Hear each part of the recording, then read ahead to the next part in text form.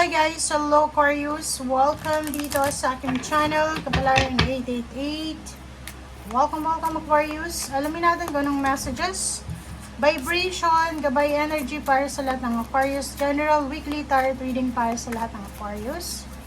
Okay, kung bago ka sa channel ko, please like, share, and subscribe. Pakipress ang notification bell button para updated ka sa mga videos na ina-upload ko everyday. Kumuha tayo ng 3 cards yung tumalon. So, ito yung lahat ng baraha na gustong lumabas sa'yo, Aquarius.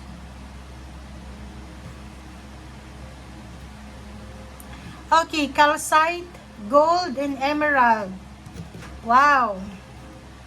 Wow! So, this January, starting this January 6 hanggang 12 or this year ng 2025, nakikita natin dito yung busy times and multitasking, 'di ba? So, posibleng napakaabala mo. Marami kang ginagawa, nagmo-multitask ka.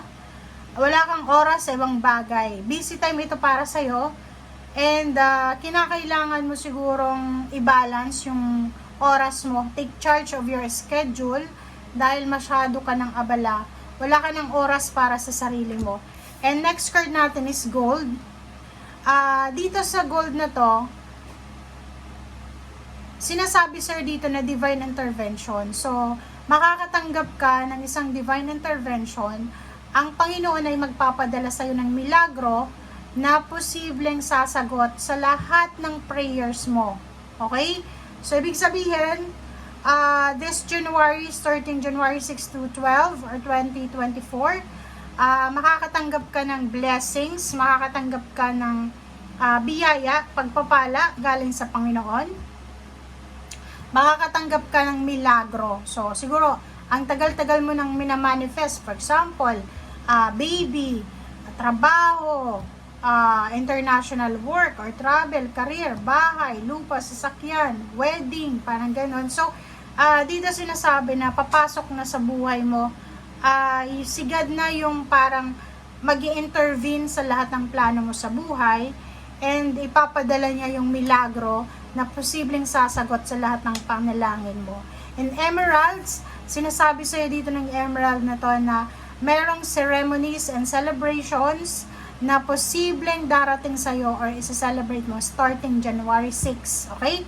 So, it's a time of important life passages such as weddings, birthdays, graduations, or anniversaries, or announcement of birth, birth of the baby, or anything na celebratory. Okay? Okay, tingnan natin.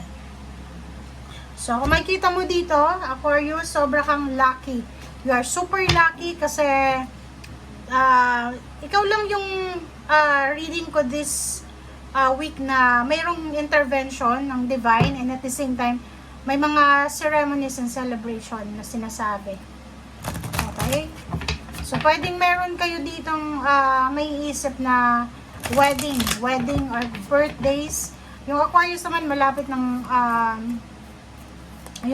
ikasal or yung matagal nang nagmamanifest ng kasal ay posibleng matutuloy na talaga siya. And your path, dear Lord, help me trust that there's a plan far beyond what I can see through my fears. O, diba? So, your path, sinasabi sir dito na yung iba sa inyo, hindi naman lahat, yung iba sa inyo, Aquarius, talagang yung path nyo ay diretso. Okay? Kung ano yung gusto nyo this year, talagang gagawin nyo. And yung divine intervention, yan yung pinagpipray dapat natin. Diba? Kasi wala tayong control dito sa mundo. So, you are lucky kasi yung Panginoon talaga mag-i-intervene sa lahat ng plano mo. Siya na talaga yung bahala. Sasagutin niya lahat ng plano mo. Idedirekta ka niya sa direksyon, sa pathway na para sa'yo talaga. So, you are blessed. You are super blessed. And ikaw ata yung pinakamaswerte ngayong linggong ito sa lahat ng readings ko. Okay. Oh, wow. First 2 cards natin is 6 of Cups and 8 of Coins. So, nakikita ko sir dito na posibleng yung iba sa inyo dyan, babalik kayo sa dati nyong trabaho. pwedeng babalik kayo sa dati yung negosyo or sa dati yung pinagkakakitaan. So, paki-comment sa comment section yung iba na Aquarius na nag-resign or umalis sa kanilang company or sa kanilang trabaho na this January 6 until 12 ay posibleng mag-iisip ka na, bakit kaya hindi ako bumalik sa trabaho ko? Bakit kaya hindi ako bumalik sa dati kong karelasyon? Parang ganun. So, pwedeng yung iba sa'yo dyan, babalik sa dating pinagkakakitaan, babalik sa kanilang probinsya para maghanda ng kanilang kasal, mag-celebrate ng occasion, or pwedeng yung iba, babalik sa kanilang trabaho. Okay, 10 of Wands. So, same din dito, busy times, 10 of Wands, busy times, multitasking. So, this confirmation, dalawang baraha ang nagsasabi na sobra kang magiging busy starting this week. Paperworks, ang dami mong aasikasuing papeles. Kailangan mo i-assess yung mga bagay-bagay kasi kailangan mo din bigyan ng sarili mo ng time para makapagpahinga. Okay? Okay, given. So, nakikita mo dito na sinasabi ng baraha na may rason ka naman kung bakit gusto mong magpakabisi.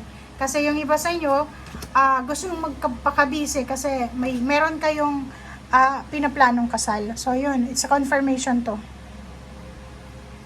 So, it confirm na talagang mayroon sa inyo ditong kailangan mag-double time.